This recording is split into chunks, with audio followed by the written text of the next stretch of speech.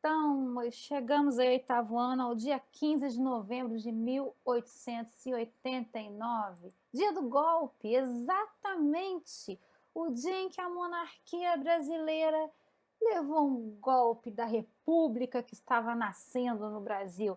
Mas espera aí, professor, essa história sempre é contada com tanta pompa, de forma tão bonita.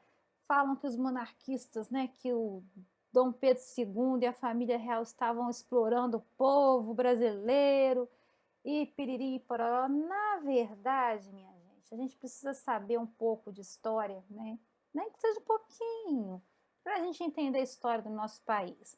Então é isso mesmo, eu estou brincando, mas é sério. A República Brasileira, a primeira república que nasce em 15 de novembro de 1889, ali, final, né? Estamos chegando no final desse século aí, 19.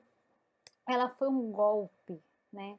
E nós vamos ter então o nosso primeiro presidente do Brasil, o senhor Marechal Deodoro da Fonseca, que a princípio, né, a propósito, era muito próximo da família real, né, frequentava ali as mesmas,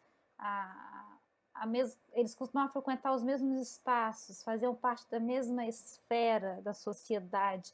E aí nós vamos ter, né, este homem que não vai dar o golpe sozinho, ele vai ter a ajuda de outro militar, lá o Benjamin Constant, está todo, né, revoltado ali, porque na Guerra do Paraguai o Brasil deu sangue, literalmente deu sangue. Vamos dar uma olhadinha no finalzinho aqui do Império, como é que estava o Brasil. Aí nós temos aqui, né, algumas pessoas insatisfeitas com o que estava rolando no Brasil. Então vamos falar um pouco dessas pessoas, né? Quem eram essas pessoas? As causas do final do Império até que nós chegamos à proclamação da República. O Brasil passava por uma crise. Que crise era essa? Financeira, né? Os problemas financeiros, sociais e políticos. Vamos começar pelo din-din. O Brasil participou da Guerra do Paraguai, isso mesmo. Se uniu ao Uruguai e à Argentina para vencer o Paraguai. Só que o Brasil, para ter toda a estrutura que ele teve, ele precisou pedir dinheiro emprestado para a Inglaterra. Então a Inglaterra indiretamente participou da guerra emprestando dinheiro para o Brasil. E aí o Brasil aumentou sua dívida externa, como eu venho falando nas aulas anteriores. Com isso, o Brasil sai da guerra, né, devendo à Inglaterra mais do que já estava devendo, com uma dívida externa alta, e o exército brasileiro não sai recebendo toda a pompa, não, entendeu? Eles, no começo, eles vão ser muito elogiados, vão ser falados, né? Nossa, uau, lutou pelo, né? O Brasil lutou ao lado do Uruguai, né, da Argentina, e venceu o Paraguai, porque eles estavam disputando ali a bacia do Rio da Prata ali, né? Aquele pedaço ali sempre foi muito disputado. E aí, esses foram os problemas que nós tivemos na questão financeira. Na questão social e política, o Brasil estava passando por isso aqui. Ó. Olha aqui os grãos de café. Né? O café, o nosso principal produto, ele estava bombando no Brasil. E aí as oligarquias, que era formada pela elite cafeicultora, vai ficar insatisfeita. Insatisfeita por quê? Porque um ano antes da proclamação da República, né, em 1888, deixa eu achar aqui, deixa eu encontrar aqui uma imagem que representa bem para vocês. Aconteceu, tá para cá. Aconteceu, vocês não estão vendo aí não, mas eu estou vendo daqui. Curiosidades históricas, né? Aconteceu o que, gente? Vamos ver quem está ligado. Aconteceu o fim da escravidão no Brasil. Então nós vamos ter... não encontrei a imagem que representa, que pena. Né? Tinha uma imagem linda aqui para representar o fim da escravidão do Brasil. Então, a escravidão vai chegar ao fim, né, no Brasil, com a Lei Áurea. Lembrando que antes da Lei Áurea nós tínhamos várias leis, né? Tivemos várias, muitas, né? Lei do ventre livre, a Lei Eusébio de Queiroz, A tal famosa lá, lei para inglês ver que eu falei com vocês. Aqui as leis, né? Já que eu não encontro uma imagem representando a libertação dos escravos, vamos para as leis. Eu pedi até para que vocês copiassem isso aqui no caderninho de vocês, que agora ninguém me mandou, hein? Então, ó, a última foi a Lei Áurea, assinada pela princesa Isabel, filha de Dom Pedro II, proibindo a escravidão no Brasil, tá? E aí o Brasil, ele estava, aí a elite cafeicultora estava muito satisfeita, porque quem é que ia plantar esse café, né? Então, a mão de obra era gratuita, era de graça, o escravo era visto como uma mercadoria. E aí, de repente, eles têm que pagar quem? Os imigrantes, para poder vir trabalhar nos cafezais. Só que o imigrante europeu, ele vai ter um comportamento completamente diferente, né, em alguns aspectos do africano, né, que foi muito maltratado. O imigrante vai ser também, os italianos vão ser maltratados também. Só que eles não podiam ficar na condição de escravos, porque a lei não permitia. Então, essa galera da elite cafeicultora vai começar, principalmente o povo aqui da região do Vale do Café, da nossa região, eles vão ficar muito bravos com, com a monarquia brasileira, porque, afinal de contas, quem que assinou a Lei Áurea? Foi a princesa Isabel. Ela pertencia ao quê? Ao mundo da lua? Não, pertencia à monarquia brasileira. Então, ela libertou os escravos.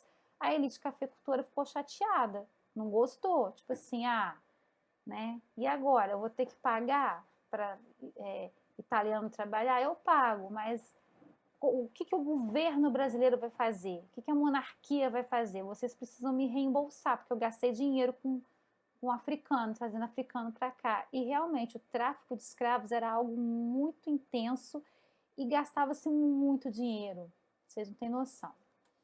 Então, esses eram os conflitos, né, de insatisfação. Por outro lado, nós tínhamos a insatisfação do exército brasileiro, que saiu da Guerra do Paraguai forte, né, vitorioso, mas que depois eles estavam ganhando salários baixíssimos e a monarquia não deu muita bola mais para o exército, como se o exército tivesse ido lá, né, foi até o Paraguai, até ali a região ali do conflito, lutou contra o Paraguai, né, impediu que o Mato Grosso fosse tomado pelos paraguaios, prestem atenção nisso, né, impediu, e aí a monarquia brasileira não deu bola mais para o exército brasileiro, e aí nós vamos ter militares insatisfeitos aqui no Brasil, tá? Aí, o que vai acontecer? Desentendimentos políticos. Então, nós vamos ter os monarquistas, de um lado, dizendo, não, tem que ter, sim, a monarquia tem que prevalecer, o país, né, o Brasil tem que ter um rei, né, alguém de uma autoridade real, tal, né? Só que a galera que já estava chateada, né, a galera do café, juntou a galera do exército, vão começar a adotar as ideias republicanas que vão vir de fora do Brasil. Essas ideias não vêm daqui de dentro, né? Os republicanos, eles começam a surgir no meio dessa elite, né? Cafeicultora, da elite do exército ali, militar. Esses republicanos começam a vir para com as suas ideias, né, de fora do Brasil para dentro do Brasil, dizendo que o Brasil está atrasado por ter monarquia. O Brasil não devia ter rei, não, devia ter um presidente. Aí junta, né, com a insatisfação, a imprensa republicana começa a publicar imagens do Dom Pedro II sendo ridicularizado, né?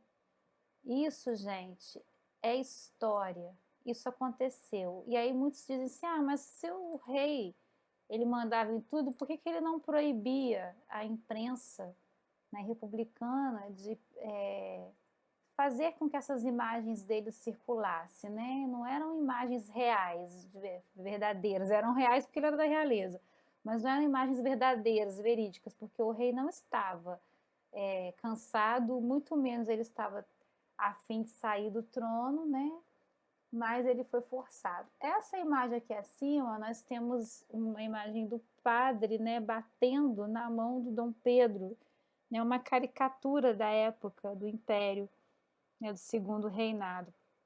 Mas por que isso? Porque o Dom Pedro II, ao contrário do que dizem, que ele governava ali e tal, era ruim, era a favor da escravidão, pelo contrário, ele era até um monarca com ideias muito à frente do tempo dele. E aí ele está sendo meio que levando uma palmatória, né, na mão ali, por conta dele aceitar o que? A maçonaria no Brasil. E a Igreja Católica não concorda com isso, não. Nunca concordou. A maçonaria não podia entrar aqui. Mas o Dom Pedro II, além de aceitar a maçonaria, ele também era maçom.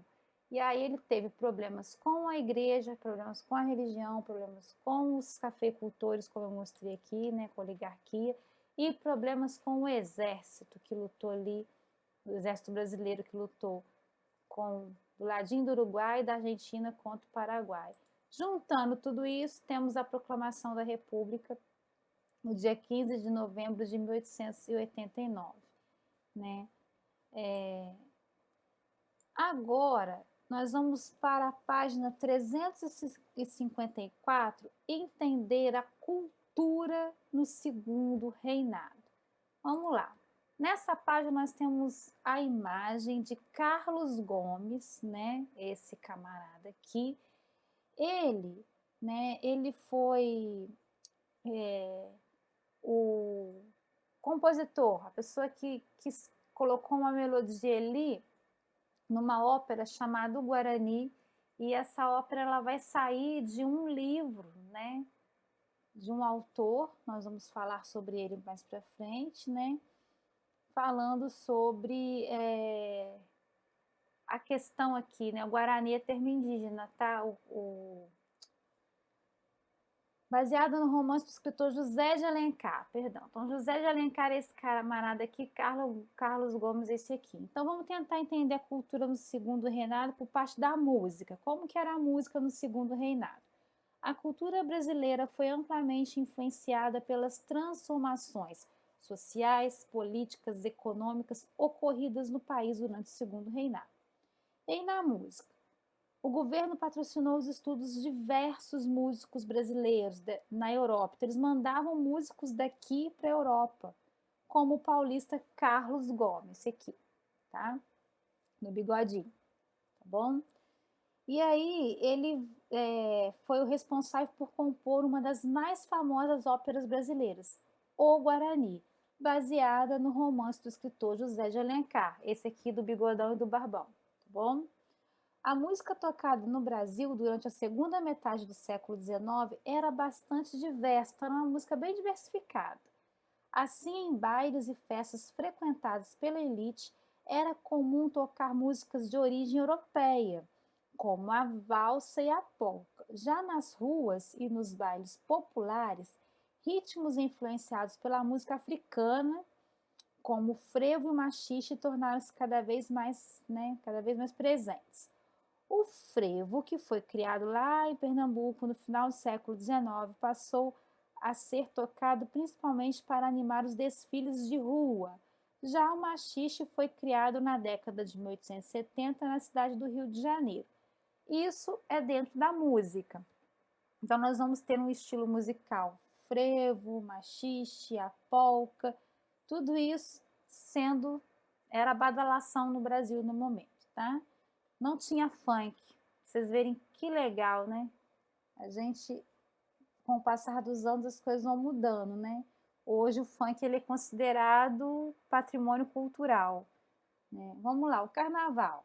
Como que era o carnaval? As primeiras sociedades carnavalescas do Brasil foram criadas no Rio de Janeiro, ali na metade do século XIX. E o que elas tinham como objetivo? Organizar as comemorações. Deixa eu colocar a imagenzinha do carnaval para vocês, uma ilustração de carnaval de rua. Organizar as comemorações evitando problemas com a polícia. Nessa época surgiram os primeiros cordões, assim como os primeiros bailes carnavalescos festejados em salões. Esses bailes vão ser inspirados lá na França, nos bailes, né, da França e da Itália, os famosos bailes de máscaras, né? Então eles eram frequentados pelos membros da elite, ou seja, povão não entrava, e que se vestiam com fantasias e máscaras. Então, na década de 1880, essas sociedades passaram a investir na construção de carros alegóricos, promovendo desfiles pelas ruas da cidade. Em alguns desses carros havia bandas que tocavam diversos estilos musicais para serem dançados durante o carnaval, como o frevo e o machixe. Então, o carro alegórico ele começa a surgir lá no final da década de 1880. Então, nós já vimos a música, o carnaval, né? Agora nós temos na literatura, nós temos a imagem de Machado de Assis. Durante o segundo reinado, várias obras literárias brasileiras buscavam uma identidade nacional, muitas vezes promovendo a exaltação da pátria. Assim, na prosa e na poesia, temas relacionados à natureza e aos indígenas foram muito explorados. Esse período da literatura brasileira é conhecido como romantismo indianista. Outra questão comum na literatura do período era a denúncia das injustiças sociais na sociedade escravista, como nas obras do escritor baiano Castro Alves, 1847-1871. Foi o período que o Castro Alves viveu, tá? Machado de Assis, que é o carinha da foto aqui, né? Nosso colega aí, ele foi um dos principais escritores brasileiros desse período. Ele inaugurou o romance realista no país, que foi uma corrente contestadora, ou seja, criticava, questionava, incomodava, né? Que tinha assim objetivo e era voltada aos acontecimentos da época, ao contrário do romantismo, que valorizava o nacionalismo e um passado histórico idealizado. Quando a gente fala de romantismo aqui na literatura, não é o romance em si só não, tá? Tem toda uma questão envolvida. Então você vê que o Machado de Assis ele passa por duas fases dentro da literatura, né? Ele começa ali valorizando a identidade nacional, colocando cada vez mais a questão da natureza, indígenas, mostrando o Brasil como ele deveria ser mostrado. Isso tem um nome, romantismo indianista, né? E depois ele passa por para a parte da denúncia mesmo, né, das injustiças sociais, principalmente com os negros. E aí ele vai, né, começar a escrever os seus livros, né, os seus contos, mostrando como que o negro era tratado na sociedade brasileira já ali no finalzinho do Império, né? E assim nós vamos ter tivemos a literatura, tá bom? Vamos agora para a pintura, que é a nossa parte final desse capítulo, né? Na pintura, nós vamos ter temas históricos, religiosos e relacionados ao cotidiano da população brasileira. Também foram amplamente explorados, assim como os músicos. Alguns pintores brasileiros também receberam apoio do governo para estudar na Europa, aumentando o nível técnico das pinturas do período. Entre os pintores brasileiros que se destacaram nessa época estão Almeida Júnior, Victor Meireles e Pedro Américo. Esse quadro aqui, O Violeiro, né, Olhos sobre Tela, é de Almeida Júnior, né? É um dos quadros bem... Já fizeram várias representações desse quadro. Muito bacana.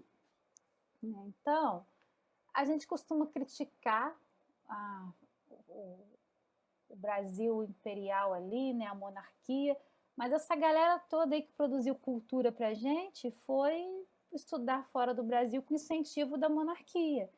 Então, assim, é preciso conhecer a história antes de a gente sair criticando. A nossa monarquia não era perfeita, mas também ela não tinha só defeitos, ela tinha qualidades muito bacanas. Então, isso é muito importante de se aprender.